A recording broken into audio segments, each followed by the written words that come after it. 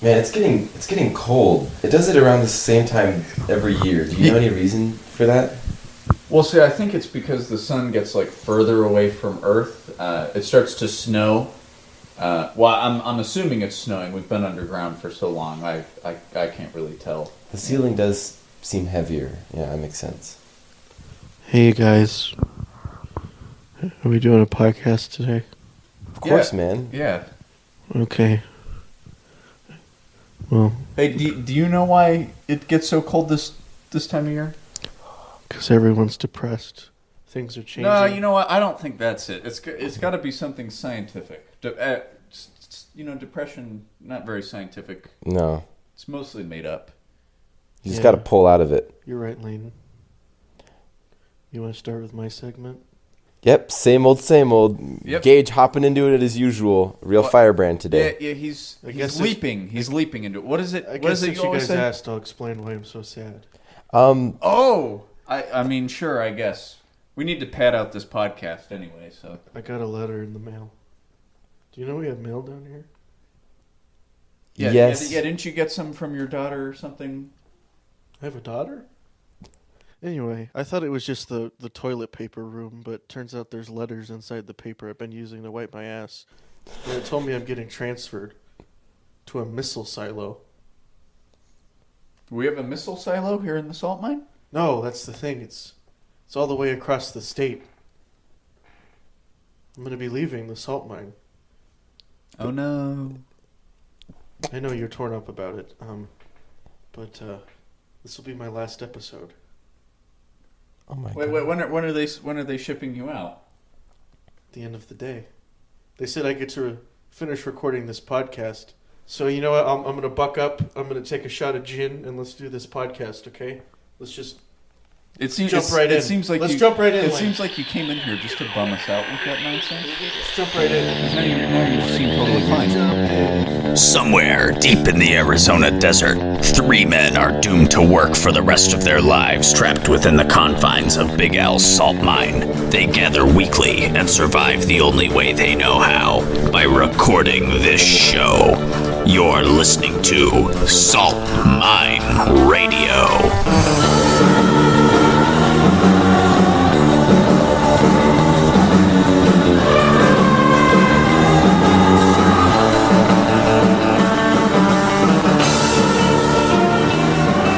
No, I actually came from my ancestors. Okay. Probably explains a lot, huh? What? Anyway, moving on.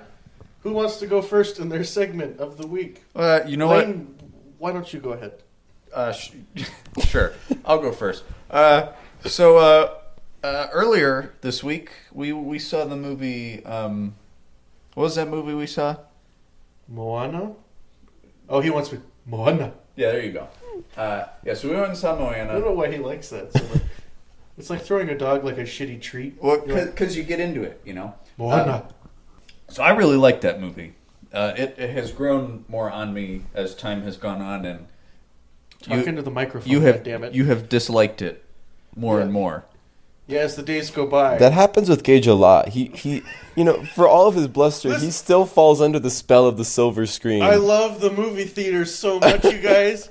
I love sitting in there. I love when people are annoying me during the movie, like they got kids in the back going, "Wah!" and kick my chair, because it's all part of the experience. Yeah, exactly. Okay, see, that's what I dislike the most about the movie theater is I like it when I can, enjoy the movie where it's big, the volume is nice, not like in Aliens, No. Well, that's part. I like the movie being big and it filling the room, but I like the experience of an audience.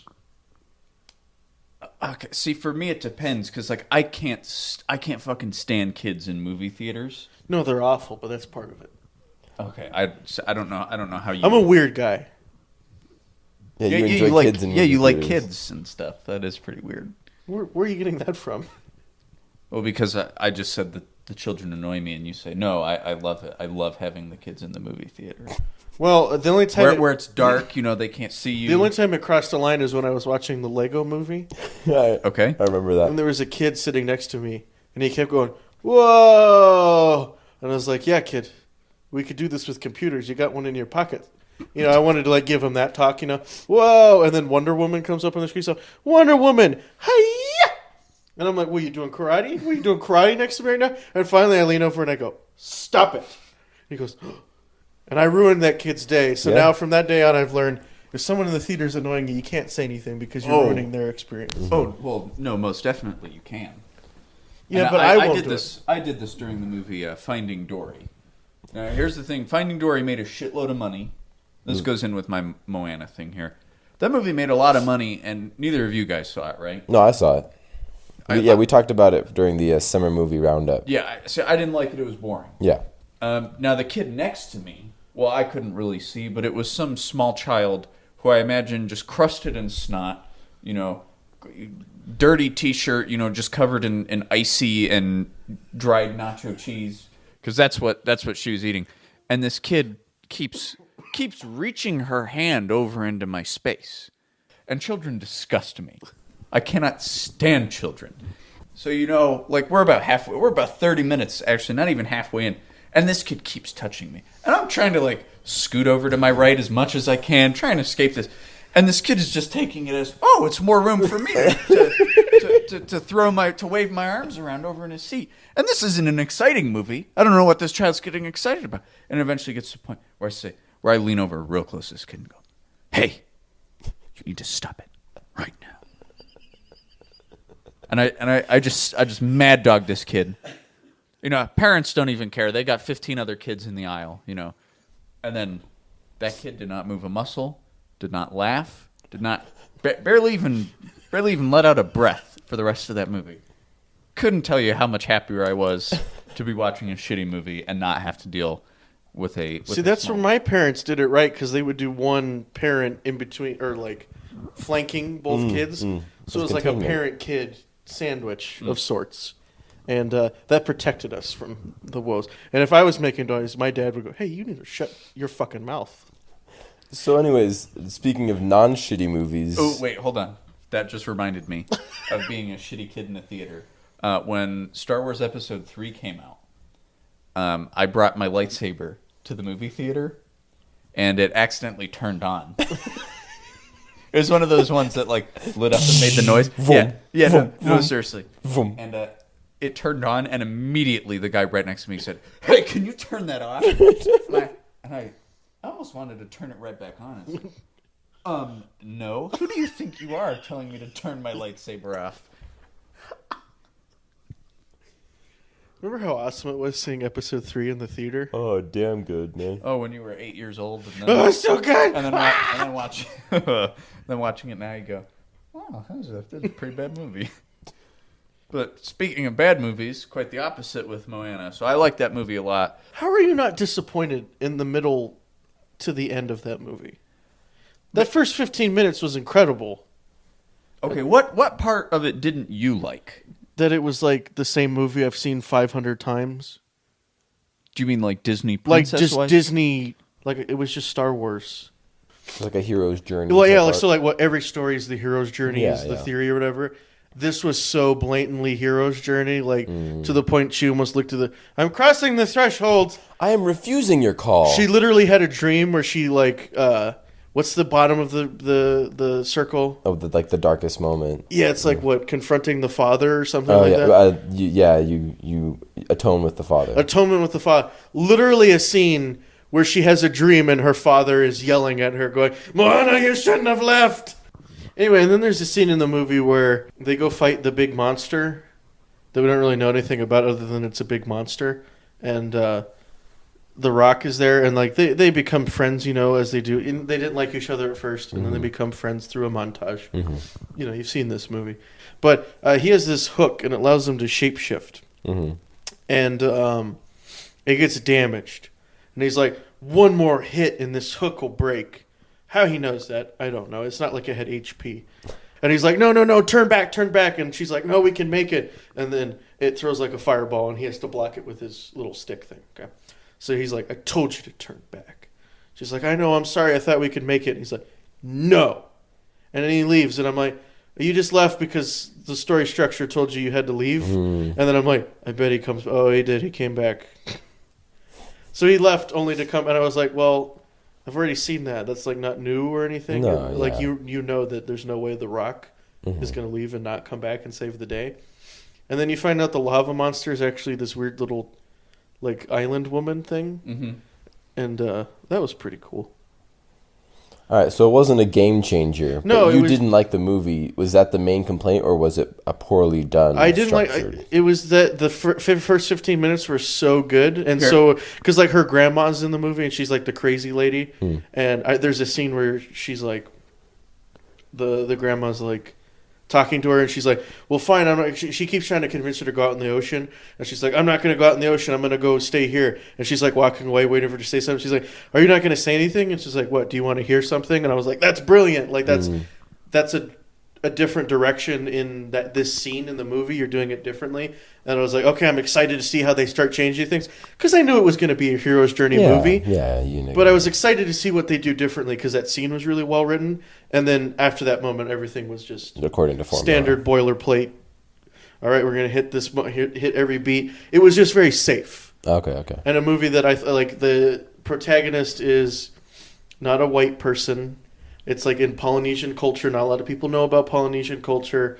You got The Rock in there, who's kind of like this vulgar wrestler guy in a Disney movie. Like, they took a lot of risks on this movie. So to play it safe with the story structure and the script, I thought was kind of a waste. That's a fair Also, critique. The Rock has some of the most poorly written dialogue That's I've the ever reason heard he in my didn't like life. it. He didn't like it because they made him make a joke about tweeting in an ancient Polynesian movie. That and every single one of his jokes just fell really flat, which sucked because he had really good. Well- like his singing was good, and then like all of his comedic timing would have been good if his jokes were good. Well, again, this is a movie for Yeah, children. for little kids. Which- But usually Disney is good at playing that depth that gets to both Well, levels. so here's the thing. So with all that, it's probably better that they played it safe because they went with, very few Disney protagonists are not white, right? And that has been a really big deal. Yeah. So if they had made it like really weird and different, I feel like people would have used that as an excuse to not like it. Okay. But by sticking to their formula but adding new things, I think you do have to ease people into stuff like this. I like The Princess and the Frog. Like, I really like that movie. That's probably one of my favorite Disney movies, just because it came out like 5 or 6 years ago, and it was animated when no other movies now are animated, just because it's too much work. Yeah. I really like all the music in it. The music was really The good. music was good. The animation was like some of the best it's ever been. The writing was better than it was in Finding Dory or in Frozen. It was okay. It got me really emotional when the grandma died because I really liked that character. I like the dad character. You could understand where he's coming from. I don't even know why the mom was there. She couldn't have been there. The movie would have been the same. She had one line of dialogue, and it was, "Here's your bag. You should go out in the ocean." Well, but I mean, it's just to show you that she has a family type of thing, That's what I'm saying. The script was bad. Well, did she? It was written by like 17 different people. Well, and it shows. Did she need to do anything? That was frustrating me because like the dad's thing was, don't go past the reef, because I tried to do it one time and I almost died. So I understood his character, and then like the mom just goes, "Go," but she didn't have a reason for her to go other than it went, "It's time for you to cross the threshold now, Moana." So that was frustrating. Okay. Well, it's usually because like mothers are more understanding than fathers. They didn't are. show that. She just shows up one scene. Okay, but that just generally like is a. This is based on like a Polynesian myth, right? Mm-hmm. Yeah, I think so. Yeah, so that's understandable as to why it follows the hero's journey. But you understand that I'm saying everything was so good that the fact that they relied on this like really average to mediocre script, that was really disappointing. You understand where I'm coming from with that? That the fact that it played it so safe went against everything else that the movie was doing. Well, were you not listening to what I was saying to Sam about it? Lane's saying they're playing it safe because all of the other risks could have tipped it over if it had been an experimental film about Polynesian Well, it didn't culture. even have to be. I don't want it to be like a Banksy movie where The Rock was going like it wasn't word salad. It was just, you could have done something interesting and you didn't. It could have been because in the movie at the beginning she's like, "This monster's out in the ocean." I'm like, "Oh, cool! She's gonna have to fight all these monsters like the Odyssey." And that didn't happen. Well, see, then the other problem with that is this is the world of Polynesian myth, and I went and looked a lot of this stuff up. As with a lot of like other, Polynesian, Native American stuff like that, they have a lot of stuff going on. Like even in like Greek and Roman myth, there's a lot of stuff going on. So you can't really put too much into 1 hour-and-a-half movie without it becoming incredibly confusing. I mean, I guess. I don't know anything about Polynesian culture. The other issue is that the ocean, I don't understand the rules of the ocean in the movie. That's the other thing. I don't get what Gage is like. Well, the ocean is just, it's dumb.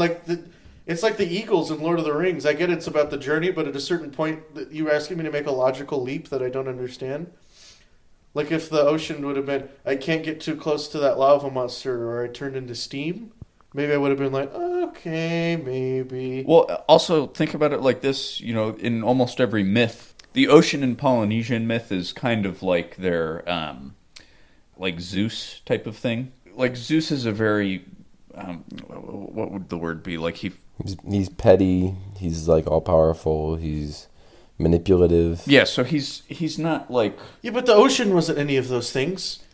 Well, right, but the ocean like isn't just going to do everything for the everybody. ocean practically did. Every time she got thrown off the boat, she put him back up there, and every time the Maui guy tried to leave, he put him back on the boat. Like, the ocean was there the whole time putting in work, it seems like. Well, I mean, because they're in the ocean, so yeah, the ocean was there the whole time. See, I just don't understand the rules of the ocean.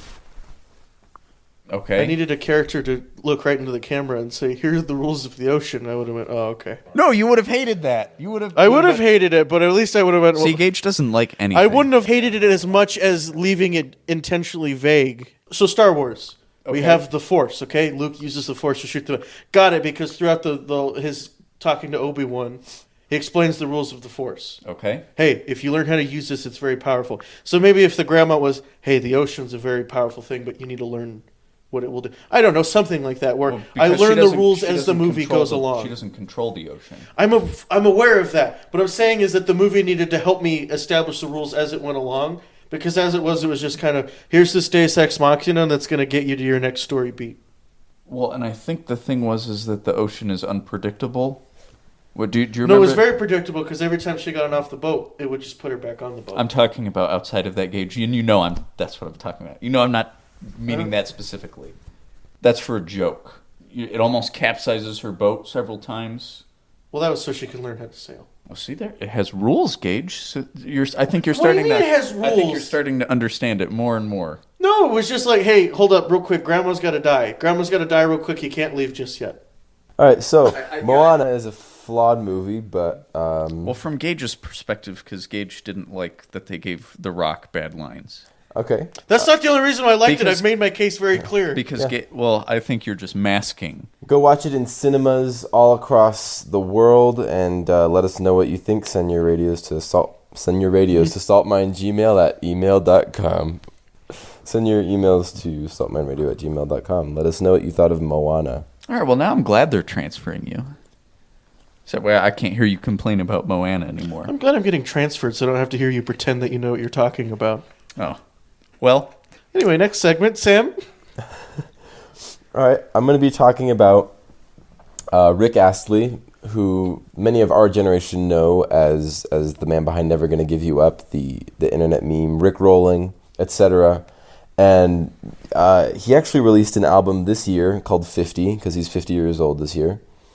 And it's actually incredibly solid. And I was like, where did this come from? Because Never Gonna Give You Up is a, cheesy 80s pop. It's not great. It's not Even bad. cheesier than Together Forever. Together Forever, which sounds almost exactly like Never Gonna Give You Up.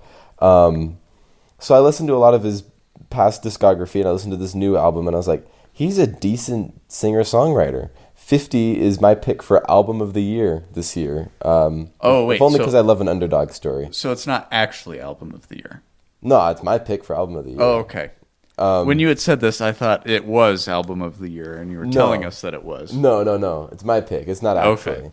But, Is it up for Album of the Year? No. It got to number 1 in the UK when it was released. Anyways, Rick Astley, he seems like a very down-to-earth guy. He's like, yeah, I quit music at 27 because I wanted to raise my daughter. And he goes, now I just sort of tour when I want to. I have a bunch of money in a studio. Well, he did that thing on Cartoon Network that one time. And he makes money off of every Rickroll. He really does. And then he was talking about how like his first show was back in Japan, because Japan has a thing for forgotten pop stars. So, you know, he's... Look at Other Hideo countries Kojima. fixate on our weird shit. Mm-hmm. Like Germany's like David Hasselhoff, best thing you guys have ever done. Yeah, well, he's British, actually. He is? Rick Astley, yeah.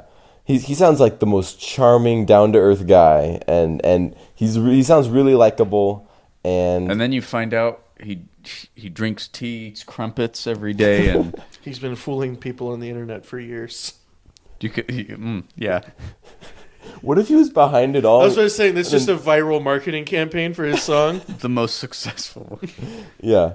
So anyways, Rick Astley is a lovely gentleman, and his album 50 is super good. One of the most unfortunate names for a man, really. Rick Astley? Yeah, you kind of have to do the Astley. He is gay, right? No. No. No? Mm-mm. But that song's totally gay. Never gonna give you Can up you is imagine about a him- man, isn't it? No, it doesn't say. I mean, it could be. I mean, his name is Richard. Is it Richard? Is that what it's short for? I'm Rick? sure, yeah. His name's Dick Astley. And his son, Jack. Jack Astley.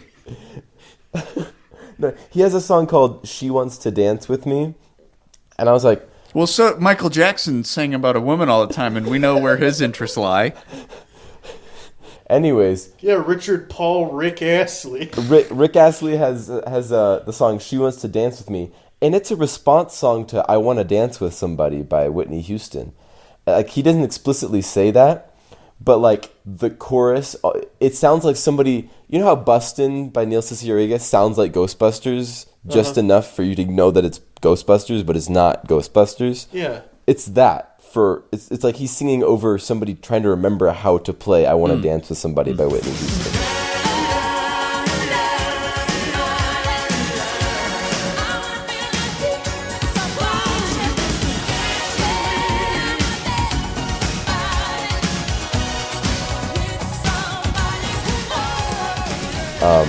Yeah. To make sequels to other people's songs? Apparently, yeah. So that's a whole genre of songs that I want to explore. Answer songs. They're like diss tracks, but they're not disses. They're just, hey, I like that song. Make a song called "The Police" in response to "Who You Gonna Call." Oh, that's a bit on the nose, don't you think? Still a little more subtle than the new Ghostbusters movie. Am I right? We should Zazing! we should have a song called "I'm Going to Run and Ultimately Get Caught" in response to "Bad Boys, What You Gonna Do." I'm going to run and ultimately. That's pretty good. What's another good one? Who let the dogs out? Probably you. That's just what it's called, probably you. You're always forgetting to shut the gate. You. No. You can't make it. I think You it'd be, let the dogs out. No, you. Yeah. No, I think it'd be better if it sounds absolutely nothing like the like the source material. Everybody thinks it's this really deep love song. You don't even say dogs. You know, you just you make it incredibly vague. And they ask you, what was the inspiration for this song? Well, you know that song, "Who Let the Dogs Out"? Can we make "I'd like to return it" in response to "X Gon Give It to You"? I'd like to. Item not as described. Seller's rating for "X Gon Give It to You." Okay, so I know I'm going to come back to this. I fired up "I Want a New Drug" in Ghostbusters today. I still can't hear it. Wait, what? It's okay. It's the exact same thing as I'm talking about with "She Wants to Dance with Me." It's as if you played Ghostbusters once for somebody who'd never heard it, and then gave them a piano, and they're like, "I think it went like this." It's the exact same thing. Is where it you're like like the same chord progression? it just sounds the same. I can't explain it. What is this? Well, Okay. because "I Want a New Drug" has the bow, bow, I'll and bring it Ghostbusters has bow, na, na, na, na. Like they have the same opening, but other than that, they sound pretty different. Here, okay, I'll bring it up. I'll bring it up. Okay. All right, here's "I Want a New Drug" by Huey Lewis and the News. No, that's the Ghostbusters song. Exactly. It's similar. It's not an exact ripoff like we talked about in the sample thing, but it's similar enough where you're like, especially because they wanted Huey Lewis and the News to do the soundtrack. I still can't hear it. I'm not saying it's not there. I'm just saying that my brain will not allow me to go, these two songs are the same. So since I'm going to get transferred, I'm going to need you guys to move all your stuff out of here so I can take my stuff out, and then you can put your stuff back in. Why don't you just take your stuff? That seems like... Well, I want to see what you guys think is your stuff, because I've been crunching the numbers, and I don't think any of this is yours. I don't think you own a single thing. Well, hold on. You're forgetting one vital piece of information. That is my sound recorder that we're using to record this podcast. Disputed. The folder of GoldenEye cheat codes, that's yours. You can have the folder. Oh, okay. Well, I'll take that. Well, they're all marked out now, but I mean... Yeah, we covered them in marker. So, don't know what you're going to do with those, but have fun. Well, I heard that they actually remade GoldenEye. And they put the new James Bond guy in, and I'm pretty excited. So you know what? Keep the cheat codes. I don't need them. Oh, perfect. Okay. Now we can transition smoothly into my last segment ever on the show. Okay. It's called, I don't think that song's about what you think it's about. So I'm gonna show you some songs, and maybe they're not about what you thought they were about. Okay. Number 1, Smooth Criminal by Michael Jackson, the gay pedophile. Alleged. I'm saying that only for lawsuits. It's. Do you think Tito will come after us? Tito, he was the litigious one? Good one, yeah. Was that the correct? I fucked it up. Did you see his son is doing something now? Blanket? Blanket. Wait, is he still going around with the name Blanket? No, I don't think they call him that anymore. Please call me Bland. If I went to school with that kid, I'd be like, I'm just gonna call you B or Brian. And you'll look back at me as the only guy with the forethought to not call you Blanket. So like, I don't know if it's that he wants to do music or that, I don't know, I guess the Jackson estate is like, hey, we need to make some more money off of this guy. So here... That's my favorite. His Michael Jackson's posthumous albums where they gloss over the fact that they're like demos that he were like, these aren't good enough to release, so don't release them. And then the minute he dies, they're like, these are great. These are gems, man. Let's make 3 movies out of it. All right, So Smooth Criminal. Oh, it sounds pretty cut and dry. It's about dancing and having your shoe have like a peg in the floor so you can lean forward really far away. No, I think it might be about a rapist. He doesn't actually do that? No, yeah. Have you seen that? Do you not know how he does that? The patent was recently like undiscovered.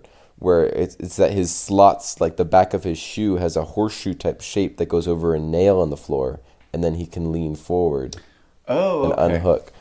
I just thought, well, man, he's like, he did some kung fu training to be able to do that or something. So yep, him and those 7 backup dancers.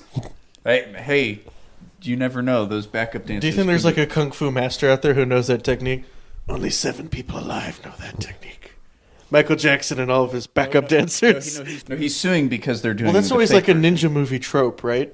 Where what? Where like some guy's killed by a really special martial arts move that only like 3 people know, and then somebody has to come up and say, and there's like a 4th person who knows it. Only one person could have done this, or only one person knows the hot claw. Doesn't that happen in that movie Ninja Assassin, where like a bunch of people and they're like, oh, because this could only be the work of a ninja.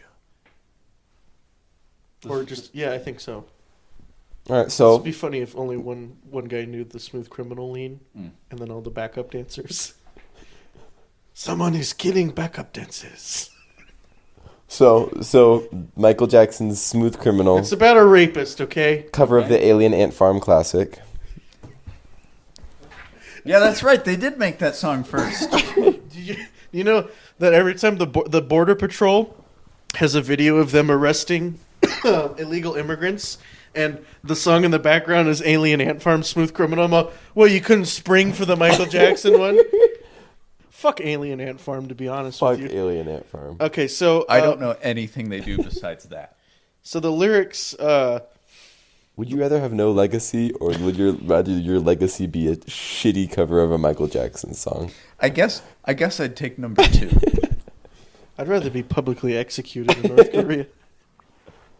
Don't steal my joke. Anyway, the lyrics in question are the very first lyrics in the song. Okay. As he came to the window, it was the sound of a crescendo. He came into her apartment.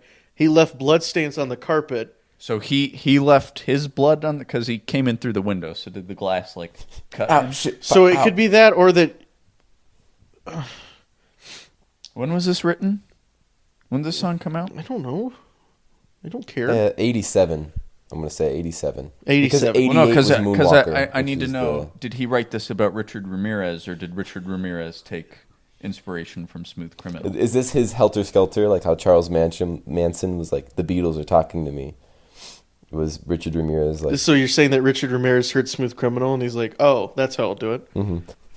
Smooth Criminal was my Catcher in the Rye. I just added one thing. Smooth Criminal would have been better with a gun. Anyway, so he left bloodstains on the carpet, which could be him cutting himself on the window. She ran underneath the table. He could see she was unable. So she ran into the bedroom. She was struck down. It was her doom. So the inclusion of bedroom there makes me believe like that evokes certain. So they came into the outway. It was Sunday. What a black day. Mouth-to-mouth resuscitation, sounding heartbeats, intimidation. So I think it's a rape because she is resuscitated. I think he raped her and tried to kill her, and then the paramedics showed up and resuscitated her. Because otherwise, what was the doom? Yeah. Did he hit her with a lamp or strangle her with a phone cord, like Are you Richard still Ramirez? trying to push this Richard Ramirez angle? I'm sorry. After we did that bit on the show, I went and did so much research on this guy. Fucking terrifying. So that's Smooth Criminal. You know, he broke into like 80 people's houses. He would break into their house beforehand and unload their guns and stuff like that. So they'd be like, there's somebody in my house. Good thing I have a gun. He's like, ah. Bad thing you have a gun. Do you think he had like a soundboard? Dun, dun, Not dun. Why do you keep doing the Price is Right noise? I like that, but why that one? Funny. Because I gotta make a man murdering people and their families funny. Well, and the thing is that Richard Ramirez, the Night Stalker, come on down.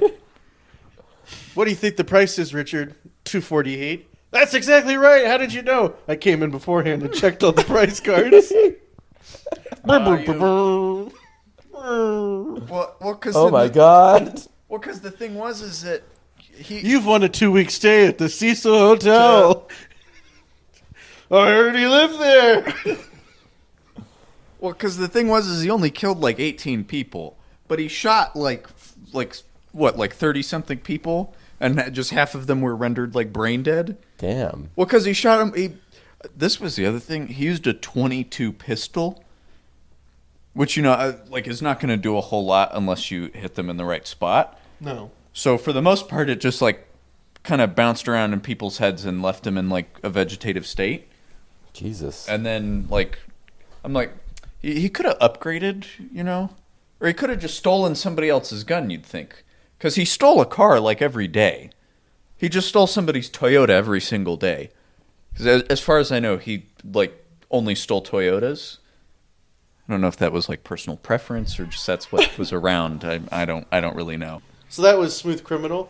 Our next song is The Thunder Rolls by, it says Pat Algier, but maybe this is not the original. So the Garth Brooks song, Thunder Rolls, which you think is going to be about a cool gunfight because it starts out with a really cool thunder crack, and then it gets into like it. So the first lyrics are 3:30 in the morning, not a soul in sight. The city's looking like a ghost town on the moonless summer night. You're like, oh, cool, what's going to happen? It's not about a cool gunfight. It's just about a guy cheating on his wife, and then he comes home and she finds out. Oh. Yeah, disappointing. He wasn't a very smooth criminal. No, not at all. So she thinks that like because it's raining, that's why he's late. But it's not. He was just like raining his jizz down on another woman. Oh, yeah, I see. Is that a metaphor he uses in the song? Yeah. Perhaps he's into water sports. Have you ever considered this? Well, no, because where is it on? So when he gets home, she's thankful he's alive. But on the wind and rain, a strange new perfume blows, and the lightning flashes in her eyes, and he knows that she knows. Yeah. So that's depressing. I thought it was about for a long time. You're like, yeah, this song's awesome. The chorus is awesome. And nope, it's just about a guy cheating on his wife. So that was disappointing. Next, we have Turning Japanese by The Vapors. Oh, well, I know all about this. Now, my entire life, I thought that this was about a man who was in love with a Japanese woman. And the only way that he could be with her the guy from Weezer. is that if he immersed himself in Japanese culture. That is not what the song is about. No, it's I mean, listen, I've got your picture of me and you. You wrote I love you too. So the song's about jerking off. Well, then he says, I want a doctor to take a picture so I can look at you from inside as well. Yeah. Oof. Yeah. I don't even have to look at the lyrics. I know. Well, then he says, no sex, no drugs, no wine, no women, no fun, no sin, no you. No wonder. Oh. No wonder it's dark. So I'm Everyone around me is a total stranger. Everyone avoids me like, what is it? a cyclone ranger. Yep. Mhm. Everyone. So I thought this was about him like going full on with it. I thought he just wanted some chick's dad's approval to date her. Like it was a really strict Japanese businessman. Okay. But no, it's about jerking off so much that your eyes begin to squint. Well, wow. It kind of explains why I've only heard that one song by them. I just had this really like wholesome, heartwarming meaning to the song, but it's not there. That's a pretty in-depth backstory. Yeah, it's almost like it's more of a face-warming song. You know, the song Pictures of Lily by The Who, that's what I was trying to think of earlier. It's about a guy whose dad gives him pictures of a pornographic film star to masturbate to because he can't sleep. And he goes, pictures of Lily help me sleep at night. That's disturbing. Yeah. Not as disturbing as that blind kid playing pinball. Who let him in there? He's got crazy flipper fingers. It's the same kid. You know that, like, okay. He masturbated himself blind. Oh my God. The lore. You know, I've always thought about that. Like, could somebody who's blind... I think a pinball machine would be sensory overload to a blind person. Those things are dinging around and making so much noise. Yeah, what's the next song? Well, Lane, relax. I'll get to it. So Relax by Frankie Goes to Hollywood. Now, this was a big deal in the 80s. Everyone had shirts that says, Frankie Says Relax. Mm-hmm. People will play it in, like, parties and things, like children's parties and whatnot. But they don't know the sinister meaning behind the song. In that, relax, don't do it when you want to come. Now you're thinking, come where? No, he means ejaculate. He's saying, when you get that, just don't do it, okay? You got to keep going. That's what the whole song's about. Especially when you want to suck to it, relax, don't do it. When you want to come, oh. So he's like, just hang in there. No, you know what, Gage? I think. But shoot it in the right direction. No. Making it your intention. Oh yeah, live those dreams, scheme those schemes. Gotta hit me with those laser beams. I'm coming, yeah. Get it up, the scene of love. Oh, feel it. At first, I thought, Can you imagine, like, being somewhere and like let's say like a high school prom, and the DJ fires up Relax, and all the adults are like, I love it, and that's about, don't fucking come, dude. Just hang in there. I don't know, that upsets me to think about how naive people in the 80s were. Okay. So this is not necessarily a song that's about something else, but a song that frustrates me. It's the Before He Cheats song, or as I like to call it, the unnecessary anthem of every woman ever. Carrie Underwood, yeah. is this where she dug her key into the side of his pretty little souped up four-wheel drive.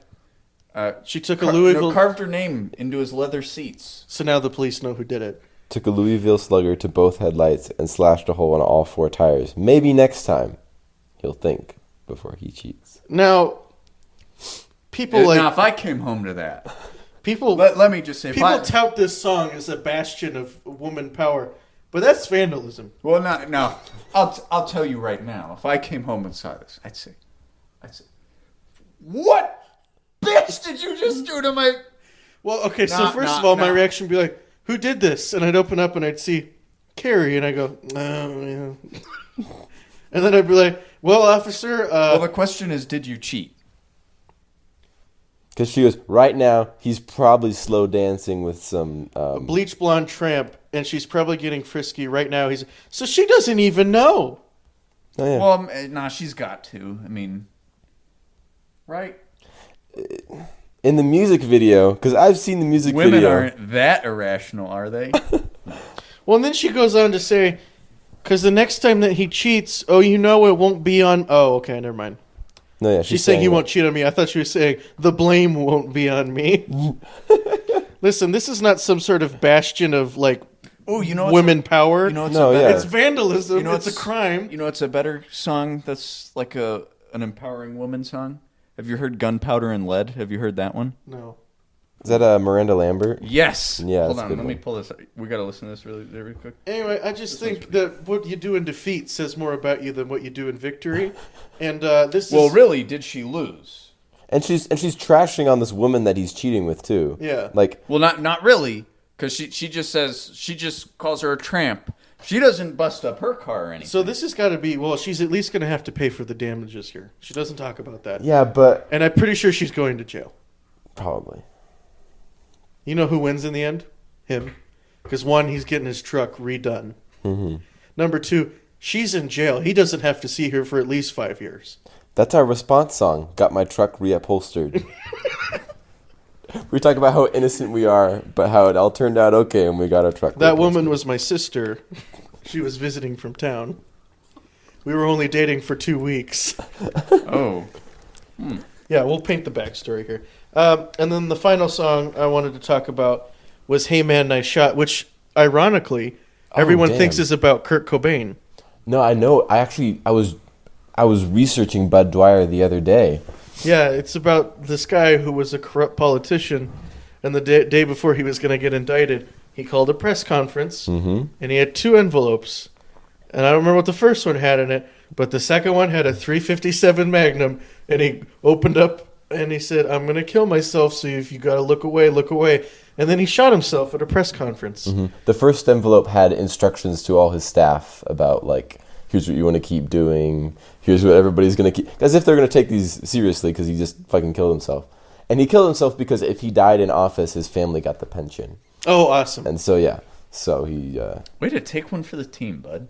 So I really like this song because the chorus is, if I would have met you, I would have said, hey man, nice shot. Oh, yeah, have you seen the video? No, is it good? Ooh, it's something else. I've seen most music videos. I've not seen the video for this. No, the actual video of him shooting himself. There's video of it? Yes. Awesome. I'm going to go look that up Okay. later. Okay.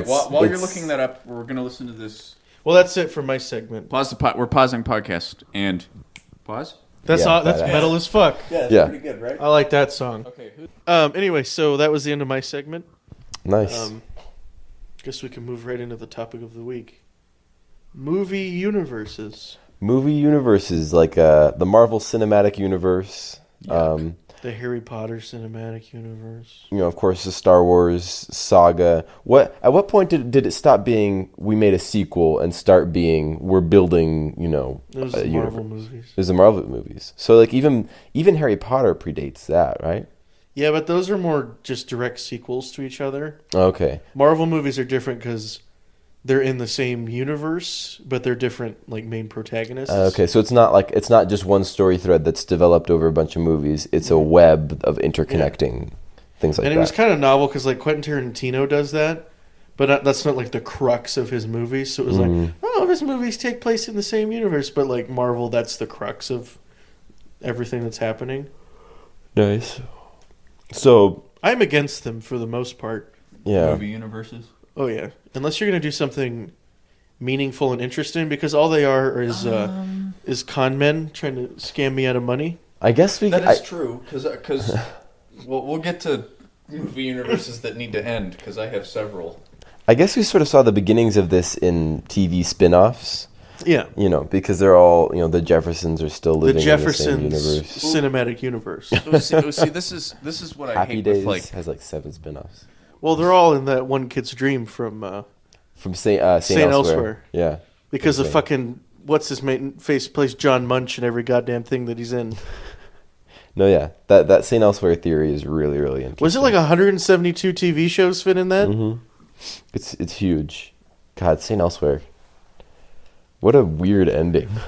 So yeah, that's a part of this huge overarching spin-off that goes into like comic books and media. Well, but they only make these worlds. They're just, like you've said, they're just con men. Mm-hmm. The only reason you expand the universe is to make comic. So I'm going to talk about. I'll throw out a cinematic universe that needs to end. Alien. Oh, really? Yes. What are... My legs are cold. Gage has strategically maneuvered the electric blanket around his legs. I look like FDR. He's performed a coup d'etat of the heated blanket. Why do crippled people have blankets over their legs? They can't feel it. Well, like it's bad if like they get cold. Like if Yeah, it can hurt. Yeah, but FDR was always wearing pants. You don't know that. He's wearing a blanket. it could be going. Oh, that's why he had the blanket. So FDR is gonna have his FD dick out today. so yeah, I'm gonna say alien. So That's like the least clever joke you could have gone with. Okay, well, what's the better one? I got a new deal for you. Oh, okay, that's a good one. So yeah, I think the Alien cinematic universe, the Alien Predator cinematic universe, because they lumped those in together. Why? What do you mean? Why do they put them together? That's the problem. They should separate them out and then kill each of them individually. Well, see, A Pol Potting of the Now, here's the versus thing. Predator. Now, comic book wise, Alien versus Predator works really well. Yeah. I like a lot of the Alien versus Predator comics.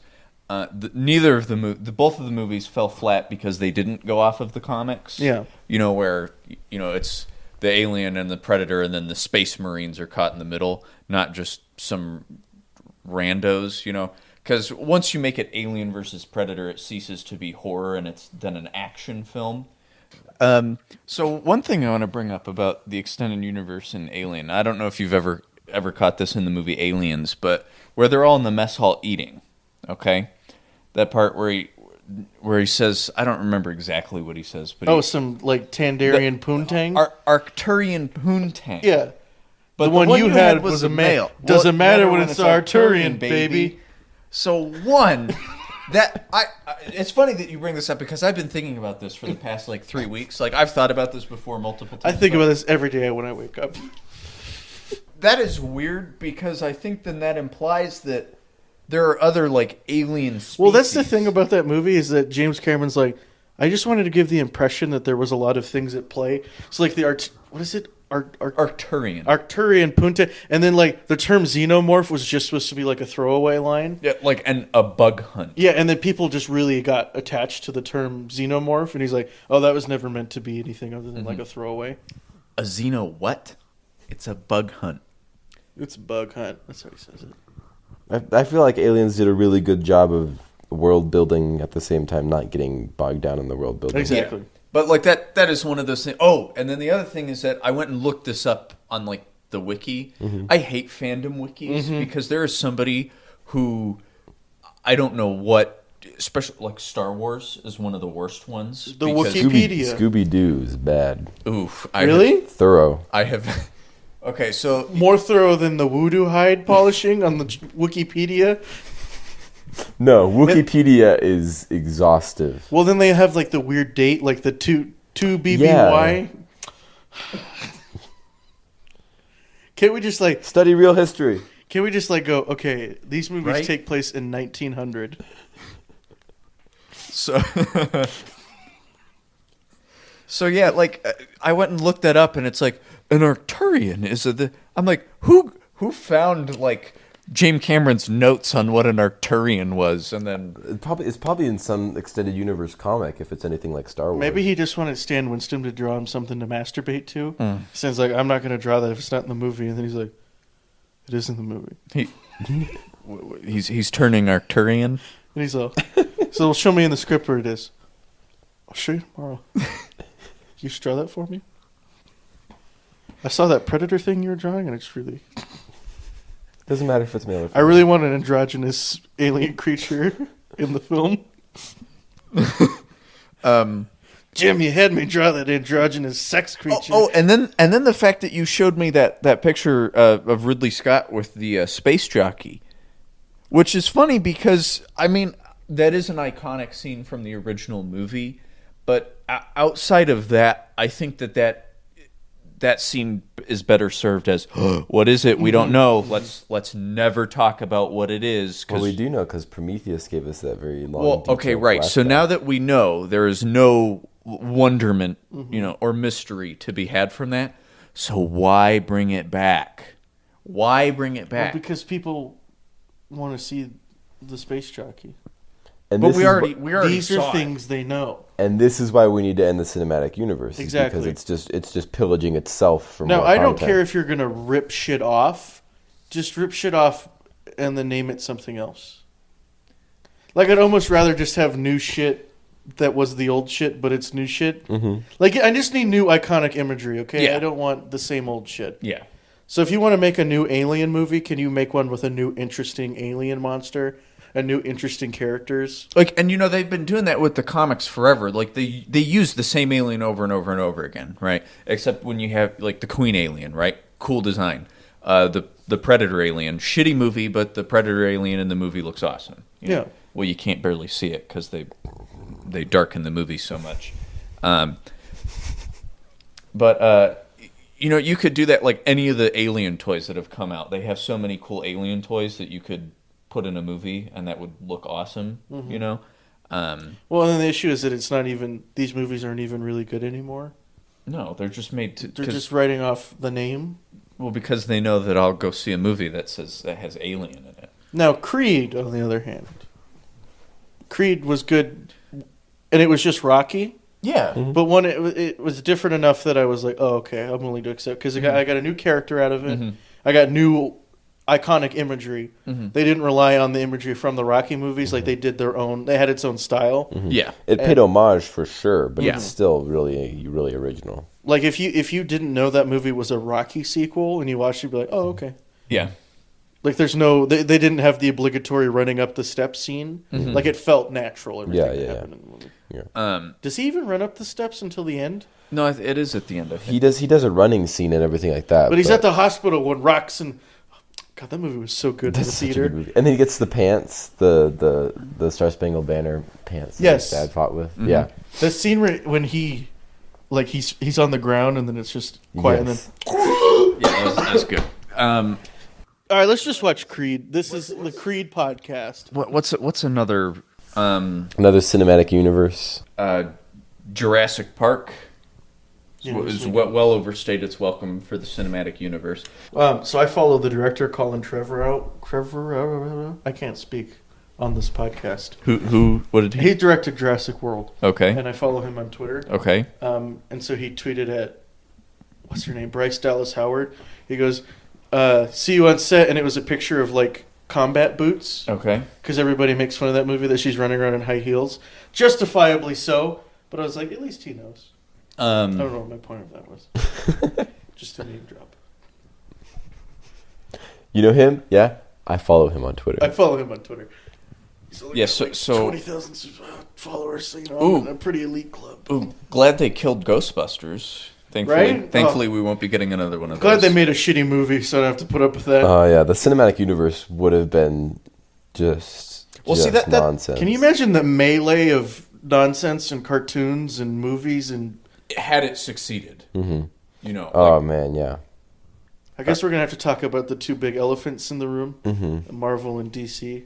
After we talk about them, I do want to talk about cinematic universes that we want to continue. I Okay. can't think of any off the top of my head, but that'd be Or interesting. ones that should happen, I guess. Yeah. All right. So Marvel, I don't know what there is to say. they just keep making the same movie over and over. Well, again. and the thing is that they keep adding more characters. It's gonna be to the point where in Infinity War every character gets a minute of screen time. Yeah, and do you know how tried and true their formula is at this point? Is that people who make bad movies are now making good Marvel movies? Mm-hmm. Like Scott Derrickson, who directed Doctor Strange.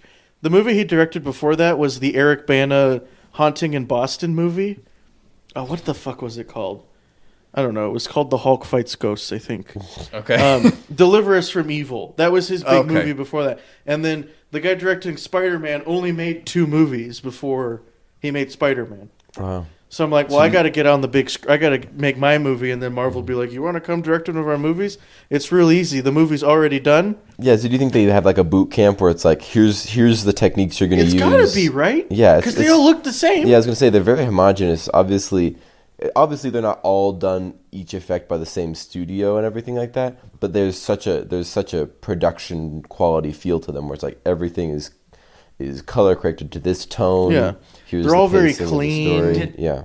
Did I talk about this? How it's my impression that about every 15, 20 years now they will reboot every We're Marvel getting thing. to a point where I think Doctor Strange is going to take over the Tony Stark role. Okay. So I think That's we're going to smart. clean house after Infinity War. So what I would accept, is every time you wanted to make a Spider-Man, Captain America, whatever movie, you just make it its own self-contained thing. Avengers should have been the last place they went. They should have waited a little bit to go to the Avengers, because now then you have people saying, well, why is Thor fighting this world-destroying evil all by himself? What are all the other Avengers doing? Why is Captain America, having to stop this terror plot by himself while Tony Stark is just lounging around in Stark Tower about to be sniped from orbit, and he doesn't even know it. So I think it'd be better if every movie that just came out, you make it like the comics or like any of the cartoon Batman that come out. Each one is just its own story, Yeah. And Focus on telling a good story. well, yeah, so that way, you don't have to worry about, what villain are we going to put in it that we need to use either one that everybody knows or reuse the same one we've been using, because there's a lot of villains that you could put in a movie and make an interesting movie with them, and you don't have to put 3 or 4 villains in the movie. You could just put one villain in the movie, You talk about moving up to the Avengers too quickly, which I would agree with, but then you look at DC with Justice League, and it's Does that movie come out this year? Next year. I meant 20. It's almost 2017. It's almost 2017. Yeah, Does it come out in 2017? I thought so. Yeah, It's summer gotta. 2017 probably. So they went from Man of Steel to Justice League in 4 years? Yeah. Jesus. Well, and But they it- haven't even made this new Did Batman Batman movie. vs. Superman come out this year? Yeah. Jesus Christ. I just want the Ben Affleck Batman movie. I don't know why you're pinning so many hopes on it. There hasn't been a good DC movie. Well, I'll like it since- when I leave the theater. It's up to the week after. But yeah, anyways, DC is doing the same thing, and they are rushing it to the point of insanity, where it's like we haven't had a standalone Batman movie in this new franchise. Well, and it's the they're exact try- opposite of Marvel, where they don't have the cookie cutter. Mm-hmm. So they keep giving the movies to directors and producers who keep fucking it up. Yeah. Well, who keep wanting to do something interesting, but in the Why Zach and Deborah Snyder are still executive producers on anything in that franchise is a fucking mystery to me. Well, Listen, if my dude, this Garbage is the Man... same. This is the same thing about how does Randy Pitchford have any say in anything to do with video games? Exactly. If my Garbage Man kept tipping over my garbage... Well, no. How about And he kept shooting garbage onto your roof? That's what I was going to say. Keeps shooting garbage and then spray painting my trash can gray. And I go, I don't want it gray. I want it blue and colorful. And he goes... want you to take the trash away. And then his garbage truck, when he drives by, keeps speeding up and slowing down and speeding up and slowing down. I would say, Garbage Man, no more of this. You're fired. But no, I've had the same Garbage Man for 4 years. And every time I go, Garbage Man, we going to change today? He goes... Well, who's gonna take the Garbage Man's shoes, though? You know what I mean? I'm not saying there's nobody more capable. I'm saying Us, that they're we'll do it. DC's probably afraid of a lack of leadership. Could we at this direct a point. Batman movie? Yes, it's not that Hell fucking yeah. hard. Hell Tim yeah. Burton did it.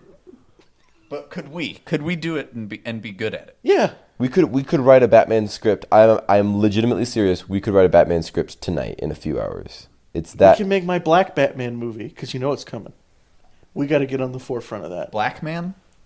See, that's A what little we're on trying the to nose. avoid. Well, see, that's why we can't do it, because it will be so mired in ridicule and controversy. Right.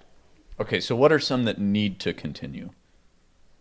Oh, another one that needs to end: Tremors. I love Tremors, and Well, Michael Gross is the only one. Once he dies, it's done. We need a hit on Michael Gross. well, I mean, you can let nature do that. He's pretty close already. Nature keeps trying to kill him with those giant worms and Jamie Kennedy, and it's unsuccessful. I'd like to see the DC universe continue in a direction that... Because I really like the DC characters. Mm-hmm. Their rules are a little bit silly, but whatever. Yeah. Like, their universe is not set up to be taken very seriously, Mm-hmm. especially considering that your big hitters are Green Lantern and Superman. Like, if you're going to put those in a dark gray world, like, you put everything under a microscope, it starts to fall apart. Well, I'm not going to care until they put Raven in something. So... Like from That's So Raven? Like the No. psychic? No, he's talking about the one who's the second hottest in Teen Titans. Excuse me? Second to Starfire. You mean that underage cartoon girl? No, I'm talking about the original Teen Titans, where they're not actually teenagers. They're all like 30-year-old adults. I mean, if that might be your interpretation. No, really? Have you not? I mean, read the- justification, sorry. No, yeah, I feel you. No, you don't, because you think Starfire is the hottest Yes. Teen Titan. Yes. She's not. You're incorrect. She is. You're wrong. Actually, no. Raven would fit Wait, right can in. She's Beast Boy gray. shapeshift into other humans? No, just beasts that are all Well, green. then he'd be That seems like Man Boy. That's some...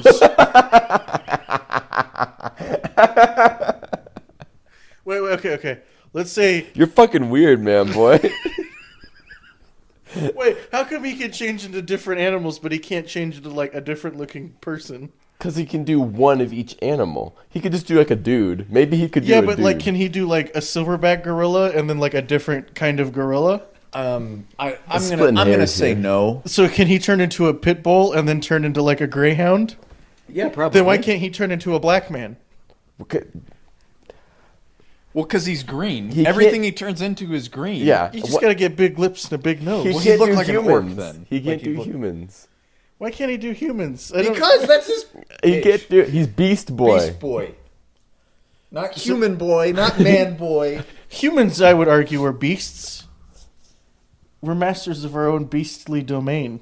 Of our own bestiality. You know No, okay. You know what? Answer my question. No, he's Beast Boy. Can he turn into different... Let's say No, he can't turn into other humans. Can he turn into a hawk? Yes. Can he turn into an eagle? Yes. Then why can't he turn himself into a Because he's chick? Beast Boy. Well, he here's can't do the thing, humans. Gage. Here's the thing, Gage. Humans look are not at it, Look at beasts. it like this: with the hawk and the eagle, they're fairly similar, Uh-huh. like birds of prey. Yeah. So he would probably only turn into one. Now, But like, you don't know that. now, okay, like a silverback gorilla. Uh-huh. He's probably just gonna turn it, and then he can probably turn into like a chimpanzee or like one of those. Can he turn into like a Cro-Magnon man? No, he can't do No. humans. Like, what about like a Neanderthal? I'm gonna say. Well, no, like that would just be weird. Everybody. Can he would be turn like, into a hominid? Here it is one. DC Comics. Can Beast Boy turn into other humans? No, he turns into beasts. If he could, they'd still be green. All right. That's fine. It doesn't appear there's any reason he can't shapeshift into other humans, albeit green ones. He doesn't appear to be constrained by Earth-born creatures or even by creatures with certain lower limit of intelligence. He has total control of his shape-shifting abilities. So either he can take the shape of other humans and simply never has or never sought to try, or it is an arbitrary constraint opposed by the writers that makes no logical sense. Well, I'm just unless- going to go ahead and chuck that as a good old W for Gage there. No, And but we'll move right we're saying that he can't because he's never been shown to. I'm still going to have my W. You could take it from my cold, dead hands. Anyway, cinematic universes we want to continue. Something that I would like to see start, a Twilight Zone cinematic universe. That'd be awesome. Yeah, sort of like an anthology of Okay. the best episodes expanded to feature length, similar type of stories, and they all sort of interact in this weird Twilight So Zone. they wanted to do that with Halloween. That's why Halloween 3 doesn't have Michael Myers in it. And then everybody said, "Where's Michael Myers?" And John Carpenter went, "Fine, fuck you," and walked away.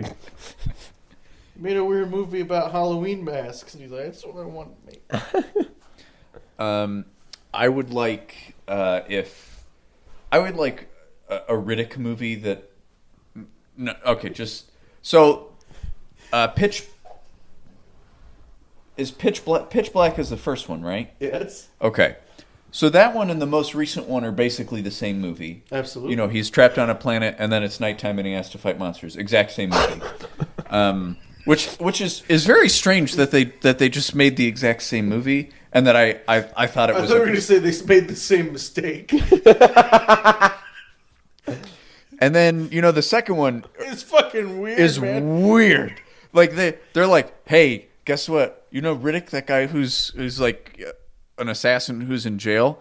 Oh well, there's also Roman space Nazis, and they're sucking up all. And one of them is Carl Urban. Yeah. Why not? Also, Riddick takes control of said weird space Nazis for some reason, and then is not in control of them at the beginning. Oh, and then God, that's such a weird movie. I feel like that movie is 6 hours long. There's so much going on. It's so dense. Every frame. So I would like Good for there to one be to a pull out Riddick movie where he's doing something that they have not done before. So I don't- it's nighttime and he has to fight monsters. Would that be like an acceptable? Okay, I'm now realizing that I guess it kind of has to be nighttime because that's really where Riddick thrives. You know what? Okay, maybe I was wrong about I the. think he trades a 20-pack of menthol cools to get some gills. A shine job. No, wait. I already pitched this where he fights Jaws. Riddick fights Jaws. I don't know if that made the cut last episode. Yeah, Lane, we're reading through your Riddick script, and Vin Diesel, he's a little on edge. Just No, well, he it says- would be Vin. I would be talking to Vin Diesel. He's the no, only you're guy who talking puts to money into you're it. talking to his agent.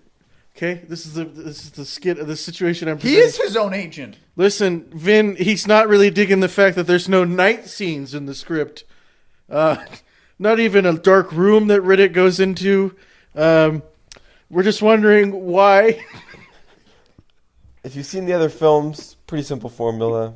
He's got one thing that he does, and that's see in the dark. All right. This is the second week in a row. All right, we're canceling the Riddick cinematic universe. Okay, what's one that needs to? Why? Because every movie has to be set at night. It does. They all have to be the same movie.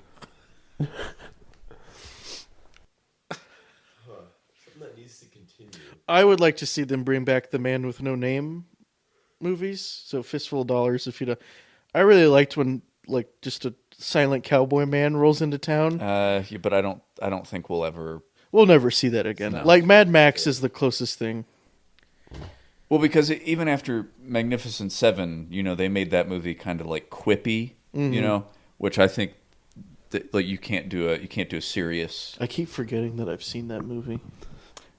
I saw it and it was all right, and then Yeah. I'm like, man.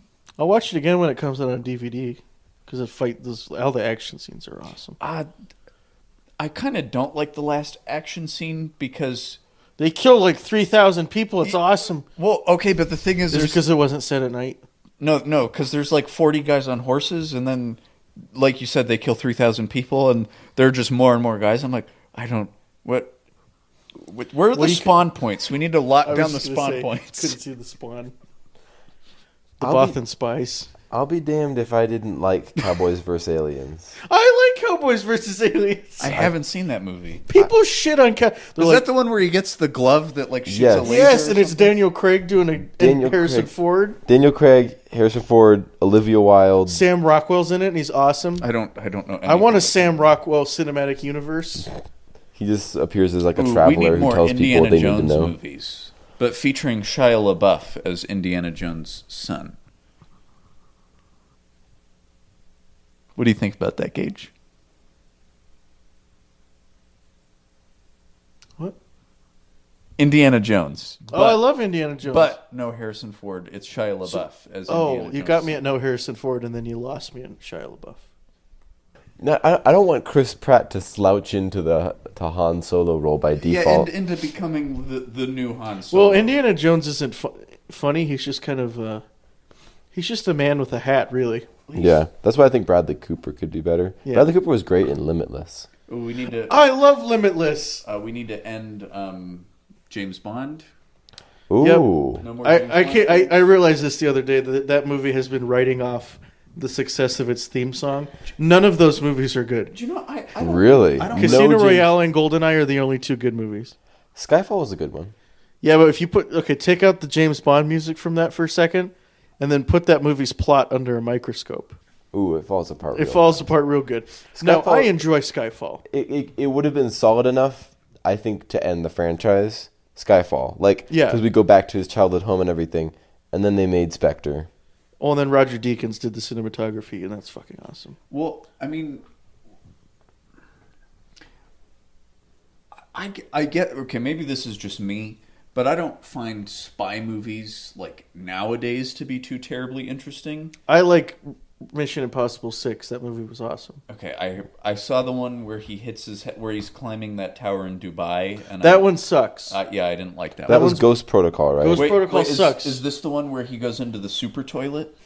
Yeah. Okay. Well, have you not seen the new Mission Impossible movie? No, because there's a giant toilet in it. Yeah, it's good. I saw it's a giant heat sink for a big computer. It's awesome. Oh yeah. I actually really like that one. It's so good. I really like it. Yeah. Okay, but like the Jason Bourne movies are not too interesting to me because a lot of like spy movies that come out recently, like past I want to say 10, 12 years. It's just all generic action guy who is really good at killing people in a spy way. That's why I like the Jack Ryan movies, like Patriot Games and Hunt for Red October, because he's not an action man. Ooh, okay. You know what would be cool? What? An expansion outside of Jack Ryan and do more of the Tom Clancy stuff. Ooh, like a Rainbow Six movie? A Rainbow Six movie could be so cool. I want a Splinter Cell movie. I'd be fine with Tom Hardy as Sam Fisher. I don't know. You know what the movie would be? Sam, you got to break in. I really like Tom Hardy, even if he only ever grunts. He was good in The Revenant. I like it. Yeah. Actually, that was my favorite part of that movie. I met God. I ate that son of a bitch. That's good. If the movie was just that scene, it would have been worthy of the Oscar that it won.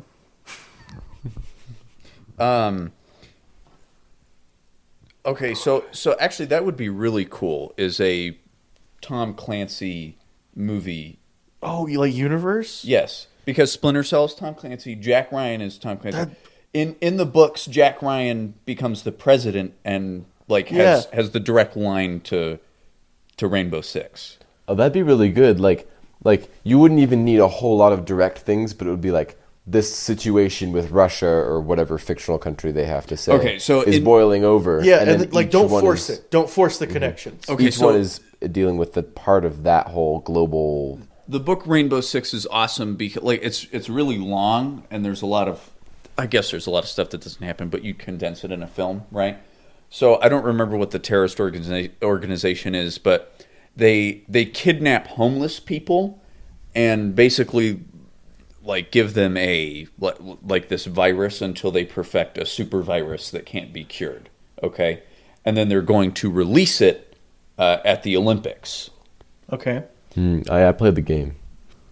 That would just be cool to get all those characters in one. And I really like a Rainbow Six. Like they go on a different mission every movie. Yeah. Now the thing is, use the characters from the books. Don't use the video game characters because they've just. I bought the new Rainbow Six. It was made to be an esports game. Yeah.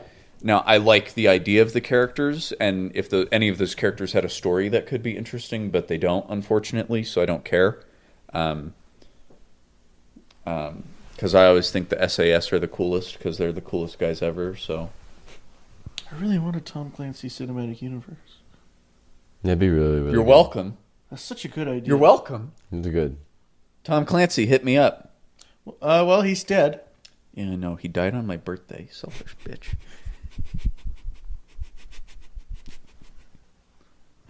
So every year around my birthday, I have to wake up and go, oh, yep, 3rd anniversary of Tom Clancy's death. I'll never be able to escape it. Did you ever make the joke of Tom Clancy's death? Now, is it really Tom Clancy's death, or is it just him putting his name on it? That's good. That's funny. Yeah. It was really. I could tell because you laughed. So put in the Big Bang Theory canned laughter. what's another cinematic universe that could go on. Honestly, the last few years, I'm trying to think of a franchise where I was like, I want to see more of this. Mm-hmm.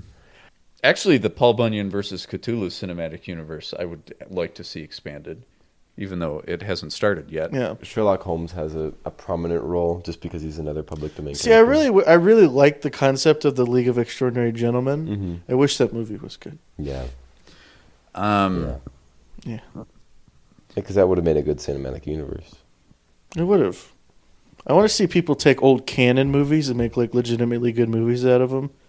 Like I want a good American Ninja movie, but I'll never get it. Oh, okay. I would like.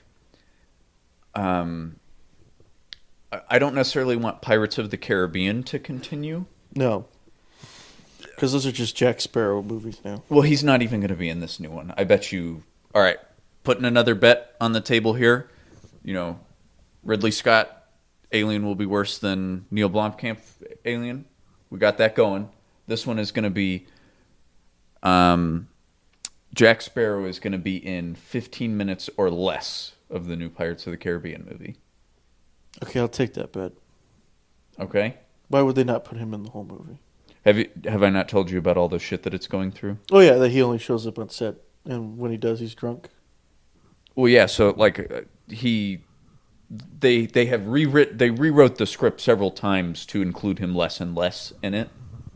So I think a lot of the movie will be like them looking for him type of thing, and then they'll find him the last 15 minutes, and then the movie ends. And it's just actual footage of Johnny Depp stumbling around the set. Oh, we found him. He's here. He's so confused. Let's help him. What a disgusting, horrible man. I mean, he is. Coming out I don't strong. mean that like he does bad things. I mean, I look at him and I say, Well, he does do bad things. I say, He does do bad things. You probably smell like garbage. He is a anthropomorphic bag of garbage. Pretty much. So I would like to see a new pirate series. Because I really like Black Sails. Mm-hmm. I know that you haven't watched it, but... What I've seen is pretty cool. Yeah, I like it a lot. My favorite thing is that every time Captain Flint wants to stop, he has to go make a big speech. He's like, I don't want to be a pirate anymore. They're like, Captain Flint, the men, they're in revolt. You better stop revolting, because I'm going to be your captain. And then, I don't want to be captain anymore. But Captain Flint, these guys, they got us captured. Hey guys, they got us captured. Do you want to team up? I'll be the captain. All right, I'm for reals this time. I'm not going to be captain anymore. All right, But Captain Flint, you got to leave a slave rebellion. I'll lead that slave rebellion. So I would like to see a new pirate thing that is, because I do like Black Sails, but I wish it was a little bit more. All those characters in public domain, so you can make your Treasure Island movie whenever you want. Oh yeah, no, I know, but I mean, I wish it was more like mythical. You know what I found out today? What? Buck Rogers is public domain. Oh, the man that was frozen and he wakes up in the future. Mm-hmm. Awesome. What do we do with that? Hope that someone more talented than us makes some Buck Rogers movie. You know, this is the kind of banter I'm going to miss when you transfer, Gage. Yeah. Well, I'm sure we could talk all day about this, but I have to go. Mm-hmm. Okay, so I have bigger, better things I need to be doing. We'll send you anything that we find around here if it's yours. Well, no, I'm taking everything in this room. Oh, I'm sorry. I think I've it's going earned to it. be 2 against 1. Yeah. We will beat you down if you Yeah. try to take any of our stuff. Yeah, because this is all mine. Ooh, what? Tentatively, maybe. Do you at least mind if I open up the last of my mail before I go? I thought I could read some emails and then do my letters. Oh yeah, that'd be good. Go for Oh, it. and then I do have. This is kind of like an email, but you read this email first. Well, we got 2 this week. The first one was a pitch that for 2 Thanksgiving films, because we asked for Thanksgiving. We did. The first one just wrote, it's the plot of Die Hard, but Mel Gibson is the main character, and it takes place on Thanksgiving. Okay, sure. That would be fine. Fine. It's called Kill Rough. And then the second film, it was a pitch for Paul Bunyan versus Cthulhu. Okay. In that Cthulhu is taking all of the turkeys from American homes, and Paul Bunyan is there. I didn't like that one as much as I liked the first one. It makes Cthulhu into like this, like, Hamburglar type character. Rather than the cosmic unspeakable. The unspeakable horror is that he's taking the turkeys. What does he do with them? Unspeakable Gobble, gobble, gobble. horrors. That'd be better if he just wants to eat them all, because that is the lamest possible, most short-sighted. One day a year, I stock up on my favorite food, Turkey. I like how Cthulhu now has a. That's what slightly Thanksgiving. British accent. That's what Thanksgiving really was. They were giving to their eldritch god, Oh, good. I like it. and then they Lore. met with the Indians, Native Americans. They called them Indians, and because they were wrong, and they're like, "Hey, we got to give turkeys to this guy Cthulhu," and they're like, "No, you don't." And then they used their their savage magic, and they tucked him deep into the Grand Canyon. There we go. There we Writes go. itself. Okay, so I was. You know me. I never do my work around here. So I'm generally, when I'm not in here doing this podcast, I'm just hanging around the water cooler. That's basically what I do all day. I was accosted by a fellow employee. He was aware that we do this show, and he wanted me to pitch some of his comedy on here to get a feel for whether or not he should be doing this in front of other people. All right, well, I was like, all right, let's see where this is going. we'll give the young buck a shot at the big leagues. Oh, he's an old guy. He's older than me. He's crazy looking. He wears a skull mask around. You haven't seen this guy who wears a skull mask around the. Oh yeah. Oh, I thought we just had a skeleton working here. No. He's really scary looking. He's a horrible looking guy. I was afraid he was going to kill me. He didn't threaten me. He just asked me to do it, and I said, of course, because I was too afraid. Well, you're of what would happen. spineless. Have you seen this guy? Well, he does. The skeleton, you mean? His face doesn't scream comedy, but I'll give him a shot. So he pitched me this joke here, and so it goes a little bit like this. He says, "I'm going to say something controversial. I don't think that two gay guys should be allowed to adopt a son. What if after 18 years they just want to fuck the boy by not paying for his college? That's an ignorant joke, I know, because in 18 years college will probably be free. Nah, that's not going to happen because Bernie didn't get elected. Now, two gay guys should be allowed to adopt a girl because everyone knows women are smarter than men. She'll probably get a scholarship or figure out what a sugar daddy is." It's okay. It's all right. about the delivery of the joke. Okay, and now what could he do better? How would you improve that joke?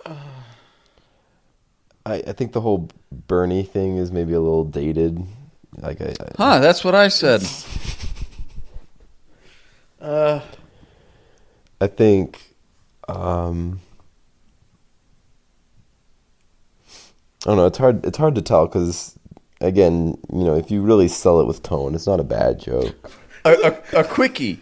Christians make bad astronauts, in my opinion. What with their inability to abort and all. That was good too. There you go. Well, I set them both into the mic so we can just keep those. That was good. Why did you read us the shitty joke first? Oh, this is soften us up. There you go. See, that was the tactic. You're welcome, Dad. Now you know which ones to use and which ones not to use. So that way you don't get banned from comedy again. What you should say instead is, I'm afraid about the whole two gays adopting a kid thing, Parenthood, that's quite the task. I mean, what if when he grows up they decide they want to fuck him, but not paying for his college? Okay, see, I didn't. Now, when he told me this joke in person, that his delivery is much better. I was just reading it too. Well, no, I didn't mean the deal, but instead of saying they shouldn't be able to, say, oh, the whole adoption thing, and then so soften it up so that way that punchline makes a little bit more sense. Okay. Yeah, But I do good have one setup, big yeah. fear that they're gonna, at the end of 18 years, they're gonna want to fuck him by not paying for his college. Yeah. So make the setup of more of a general fear of The gays, yeah. Parenting in general, so that way when the punchline hits, it makes more sense. See what I mean? Now I mean, fam. Yeah. You're not pitching this to me. I'm not doing this stand-up. I'm not the guy who does this every Wednesday and Friday and Saturday night. I had a really great one-line joke that I made up one time. I forgot what it was. Well, Doesn't help me thanks, now. Thanks for that. Doesn't help me now. Okay. What's that email that you can send the email to? Send your emails to saltmineradio@gmail.com. We read them all. We read them both. We even promoted that weird forum game. And we read them both. He never emailed us again. No. With any of that information. So we could do a what? I was thinking we would have a new mini segment, Countdown to Terminus, or something like that we do at the end of every episode. Oh, well, I was gonna do. I keep forgetting to do my. Only this many more days. Okay, what's on everybody's radar? Oh, well, besides packing up all my shit and leaving, Netflix has a whole bunch of movies on there that they just keep adding and not telling anyone. So we're probably just going to work through a whole bunch of those. You know that you can download them for later now, right? Yeah. Pretty good. Does that mean that if one was going to get taken off, you could download it and then unplug, and then you'd have that one for a while? As long as it was on airplane mode or whatever. It depends on how long the download stays. Well, and it also depends on where it downloads to, I guess. As long as it's something that they can't mess with once it's on your phone. Well, that's what I'm saying. You unplug it from the internet, and then it's like, oh, it is part of the catalog. Mm-hmm. Well, I'm wondering if they would program in the expiration date with the DRM for the download. It's true. I would guess it might be like Amazon Rentals, where you have it 48 hours from the first time you download it or whatever like that. But all right, yeah. The winter months are kind of a drought for the films and music that I enjoy. Yeah, there's not really anything. There's not really anything new coming out too much. I guess Rogue One comes out here in a couple weeks. What is that? Well, it's a new Star Wars film, and guess what? Wait. Do you mean it's the new Darth Vader cameo movie? Well, yeah, Darth Vader isn't it. I know that's shocking. If you look closely in all the trailers, you can see him. A couple frames here and there. Uh-huh. What other movies are coming out here? I'm gonna miss that, so you're gonna have to tell me how that is, because I won't be here during. I'm sure I won't like it. Because they won't kill all the characters. Well, I'm going into it with a negative attitude. No, I'm sure you'll like it. You'll walk out of the movie thinking it's the best thing ever, and then in a week you're going to be, that's the worst movie ever. We've done this today. I recommend you watch Fruitvale Station, Gage, especially if you enjoy Creed. Is it still on Netflix? It is as of a week ago, yeah. Okay, I'll see what's going on there. Yeah. I'll investigate. Mm-hmm. What's on your radar? I'm replaying all the Resident Evil games. I was watching you play that. It's so boring. You only watched 15 seconds of it. It's right at the beginning. It felt like 15 years. Gage, listen, I'm dying slowly of diabetes. Gage just doesn't like anything. Mm-hmm. He hates anything new. All right, well, just read up the last of your mail and get out of here, Gage. Okay. Best of luck at the nuclear silo. All right, here's one. It's just a phone bill from 1987. Probably won't be paying that. And, one last letter from Al. Al? Our boss. Oh. I bet it's congratulating me on my new job. For sure. To whom it may concern. That's what he calls me. You guys. Oh, Jesus. Oh, no. He's going to say that he's not being transferred. I'm not being transferred. Whoa. I was afraid of this. Turns out he was only going to transfer me because he thought I was a nuclear physicist. Why would he think that? Well, I put that on my resume. Well, clearly a lie. Well, yeah. That's how I got this job, though. I don't even know what you do in here. Well, I have various duties.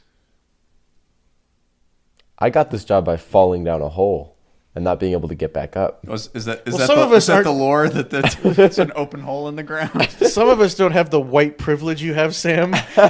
We had to lie on our resumes. What color are you? Well, I can't tell, Lane, because as you know, I don't see color. Well, he's always walking around in black. Well, that and he's turning blind from all the masturbation. All right, see you next week, folks. All right.